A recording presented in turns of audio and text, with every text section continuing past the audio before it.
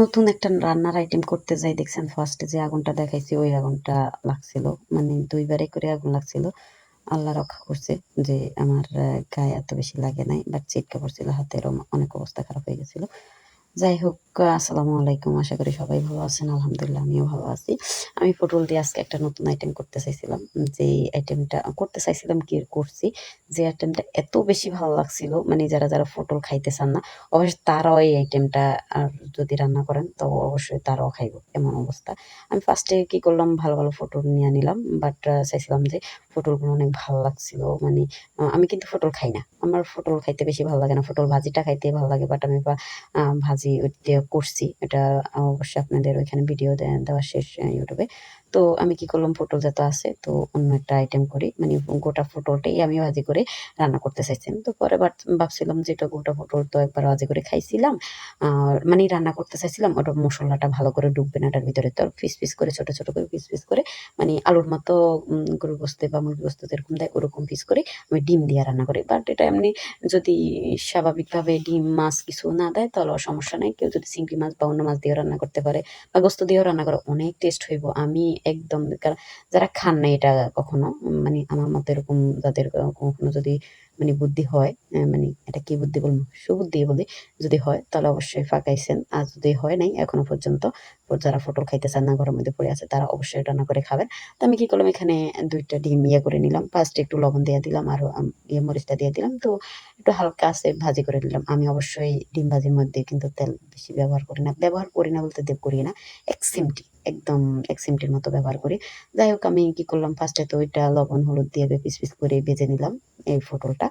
ভেজে নেওয়ার পরে আমি ডিমটাও ভেজে নিলাম। দেওয়ার পরে এখানে আমি তেল দিয়া, ছোট একটা পাতিলে তেল দিয়ে আমি ওই রান্নাটা চড়াইতে চাইছিলাম। তো আমি এখানে বাটা মসলাটা ইউজ করবো, কারণ আমার পেঁয়াজটা আমি বাটাই দিই।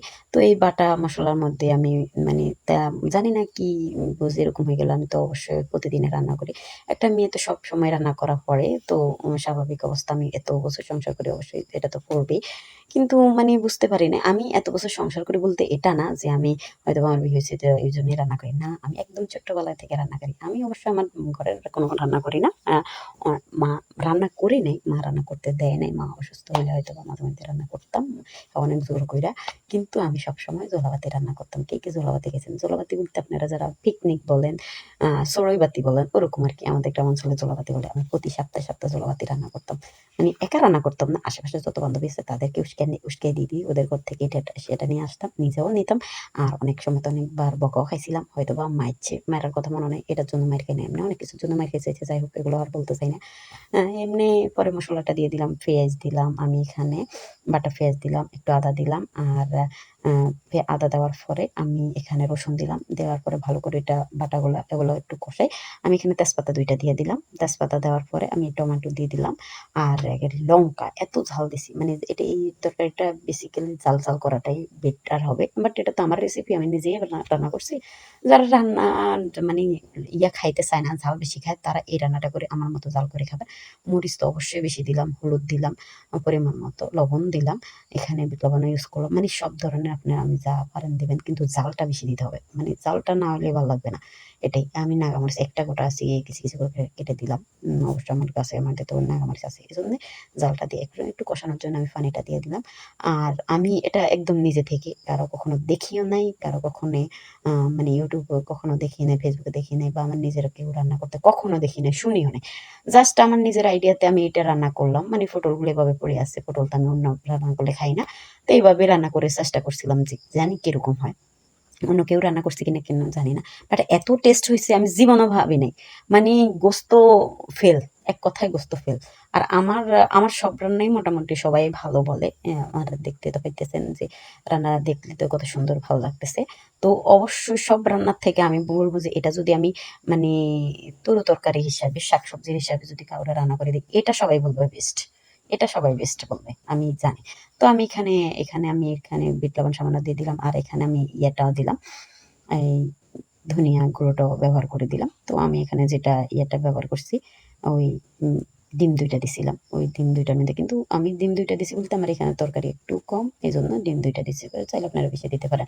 আমার পাতিল দেখে তো বুঝতে পারতেছেন। তো আমি কিন্তু এই কষানোর পরে কিন্তু একটু সামান্য পটলের মধ্যে পানি দিছিলাম। দেওয়ার পরে এটা অবশ্য ভিডিওতে দেখা গেছে। তো কষানোর পর আমি এখানে দেখছেন কত সুন্দর দেখা যাইতেছে। কালারটা কত জোস আইছে। এত টেস্ট হইছে কি বলবো? আমার তো এখন খাইতে মন চাইতেছে। কিন্তু আমি পটল বেশি খাই না। কিন্তু এটা দেখার পরে বা এডিট করার সময় এটা রান্না করার পরে আমি এখন পটল রান্না করলে এই আইটেমটাই রান্না করব। কে কিরকম খাইছেন জানি না। বাট আমি এটা আমি অবশ্যই ভাত দিয়ে খাইলেও অনেক টেস্ট হইবে। ঝাল, ঝাল এত ঝাল, ঝাল ভাল লাগতেছে। আর আমি এটা অবশ্যই রুটি দিয়ে খাইছি। কারণ আমি ওইদিন রাত্রে আমার কোনো রান্না ছিল না বিধায় আমি পরোটা দিয়ে খাইছিলাম। রুটি না। আমি ভাবছি রুটি দিয়ে খাইছি। আসলে ডিরেক্ট তো পরবর্তীতে বলা যায়। দেখে এখন বলতে হয়। যাই হোক আমি পরোটা দিয়ে খাইছিলাম। অনেক টেস্ট হইছে। আপনারাও এটা ট্রাই করে দেখতে পারেন। আর সব মহিলা, মাদের সবাই বলতেছে পুরুষ যারাও রান্না করেন, ব্যাচেলর বা এমনিতে রান্না করে, তারা সবাই একটু আগুন থেকে সাবধানে থাকবেন। ওইদিন আমি অবশ্যই মারা যাইতাম। তো ভিডিও দিতে পারতাম না। সবাই আমার জন্য দোয়া করবেন। বেশি, বেশি করে যেন এরকম রিস্ক না হয়। ছোটখাটো তো রিস্ক হয়, হাতে ফোস্কা-মোস্কা পড়ে। কিন্তু এরকম রিস্ক আমারই ফার্স্ট হইছে লাইফে। ফার্স্ট অভিজ্ঞতা। সবাই দোয়া করবেন আল্লাহ আমি যদি ওইদিন আগুন ধরে মারাও যাইতাম, বাট কেউ বলতে পারত না, আশেপাশে কেউ দেখতো না। যদি ঘরে আগুন লাগতো ধরো শব্দ পাইলে, তার সাথে তো আমার ক্যামেরাম্যান ছিল। আল্লাহ না করুক এরকম আমার তো মানে ভেবেই ভয় লাগতেছিল।